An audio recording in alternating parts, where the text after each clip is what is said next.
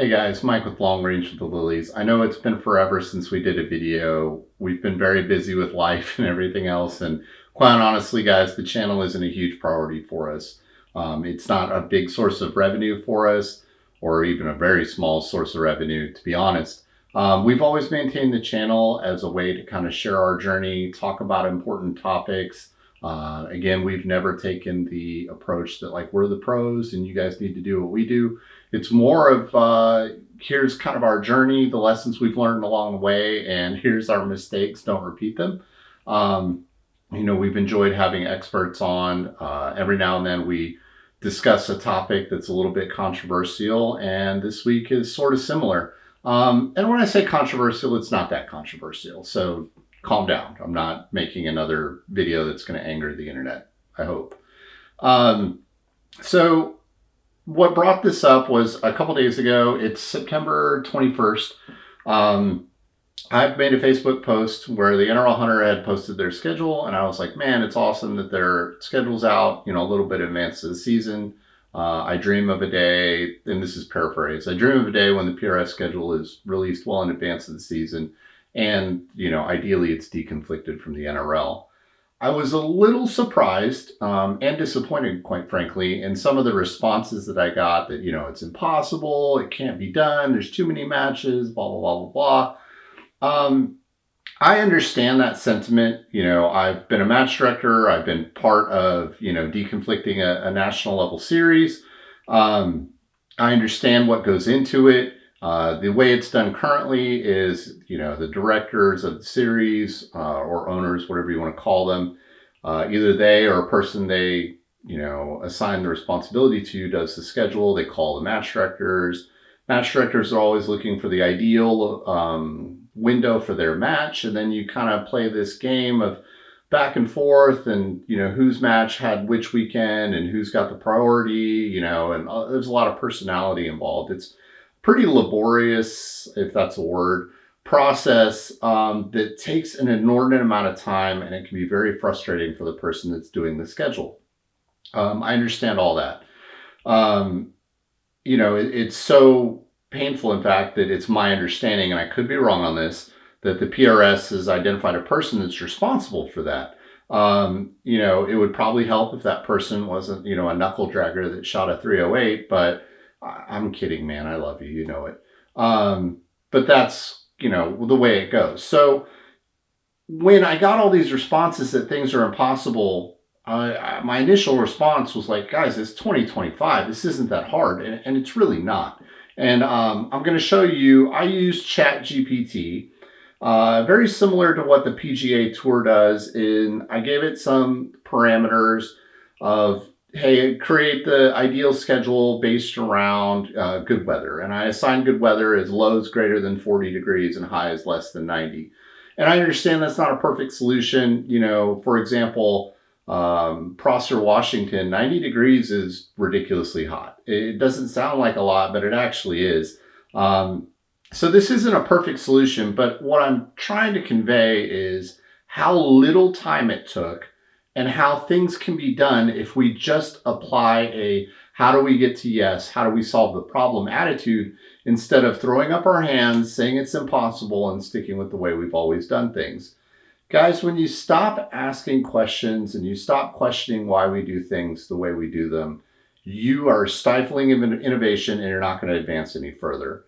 I don't know a single company out there, shooting industry or otherwise, that has been like, our product's perfect and we don't need to advance or evolve anymore. Stop asking questions. I don't know a single one of those that's taken that attitude and has continued to be successful. I've seen some that have taken that attitude and either started to fail, realized the error of their ways and corrected, or they just went under. So with that being said, let's get into the schedule and I'll show you guys what I did. So I've started out, and again, let me give a disclaimer. I am not an AI expert at all. I am probably the worst technology person on the planet, which just goes to show how easy this stuff is. Because if I can do it, anybody can do it. And those of you that understand me and know me have seen me struggle with technology. So you just have to trust me on this. It's fairly easy. So I said, let's start to finish the Precision Rifle 2025 series. And it gave me actually interpreted the Pro Gun series, which is nice, and it gave me that. So then, moving down, and it took 20 seconds to do that. And oh, I'm sorry. I said utilize only weekends, reorganize match directions, locations by ideal weather, lows no less than 40, highs no more than 90, and ensure that no two matches fall on the same weekend that are within 800 miles. I get it, guys, that there are so many matches that we're going to have to double up on weekends. I mean, I understand that. 800 miles is greater than 12 hours driving, which, I'm just using kind of my mindset and stuff that I've heard. Like, my rule is if it's further than 12 hours, I'm flying. So I felt like that was a good line to use to separate matches geographically. So it took 20 seconds to think about that, and it gives me kind of a summary of its thought logic here. And it produced this schedule. So, it goes down and it talks about some of its logic and, why it did the same thing it did, like the Koenig Ruger PRC, early April in the high desert plateau areas keeps highs under 90 and the elevation lowers temps. Sure. Now, does it know that in April you can be 90 degrees or it can snow at that range? No. Again, it's not perfect, but it's pretty good. So I took all this and I wanted to refine it a little more. And it tells me, hey, the quick summary of the constraints it applied, what I did not do. And then it asked me like, hey, what should I do? And I said, run an exact distance verification and a climate station verification. It thought for 12 seconds and it did all that. And then it continues to revise. And I gave it some new guidance here. I said, prioritize qualifiers and keep the finale on its own separate weekend at the end of the season. You have to do stuff like this because it's only going to respond to the information you give it. And if you're not precise, it's going to give you imprecise information. The old adage is garbage in, garbage out. So about 15 seconds later, it produced this schedule, which was pretty good. And then it gives me its assumptions and limitations. Hey, prioritize the qualifiers. It isolated the finale, and it had it all the way back in December, and it didn't meet the weather criteria. So, and it automatically left a buffer the week prior, which I thought was kind of interesting because I didn't ask it to do that. And then it gave me a list of choices here, and I picked, do that, and I said, and move the finale date no later than 15 November and adjust the rest of the season as necessary. So it ran that, and it basically came back that somewhere in here, hold on, let me look. Oh yeah, because Tremont's November nights are typically below 40, the finale cannot remain in November. So to fix it, it moved it to October. Oh, that's kind of cool, interesting. So then it gives me some more thinking. And it goes through and updated the schedule. But the problem is now I had matches after the finale. Again, the computer's just doing what the computer does, right? So I told it, hey, make all matches occur prior to the finale. It did, and it produced this schedule, which was, now we're getting pretty close at this point. And it talks about some conflicts that remain. And do you want me to fix the conflicts? And I said, yes. And again, you can see, guys, like it's taking like 17 seconds to do this stuff. It's so fast. So basically, I continue to refine the schedule back and forth. And guys, I'll put a link to this. I'll put the whole ChatGPT conversation in the Facebook post or on the YouTube channel if I can figure that out, because I'm technology challenged. So you can see exactly what I said, exactly what it did, and know that I'm not feeding you guys a bunch of BS. So it gave me this calendar here. Again, we're refining and we're getting closer, and it keeps telling me to, prompting me, hey, I can make it better. What do you want me to do? And I said, recompress the calendar, allowing for a 2-week buffer prior to the finale. So you need that at least 2 week. Ideally, it would be a little longer buffer so that people can make plans to attend the finale. There's always going to be some people that qualify in the very last match of the season to make the finale. You got to get invites out. You got to schedule things. Like you need a buffer there. So I included that. So it included that. and then produced this calendar here. And you can see it's like preserving the qualifiers. It talks about its thought process on when it's moving matches and why. And then I said run a full verification, and it noticed some conflicts, and then it gave me the distances that separate them and whether it passed its criteria.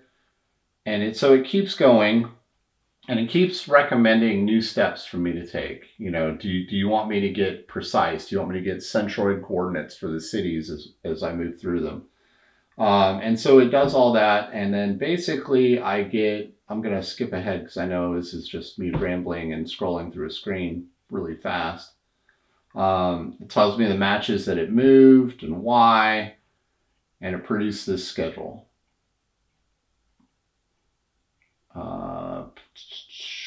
So run a full verification again. I did that. It talks about, hey, this match, the MDT Frostbite, it'll fail if held in January. We need to move it. So we moved it. Like, Fred, I love you, but I'm never shooting a match in January in Indiana. It's too damn cold. And again, we're just going to continue to refine. And then here we go. And it says, show the calendar by match.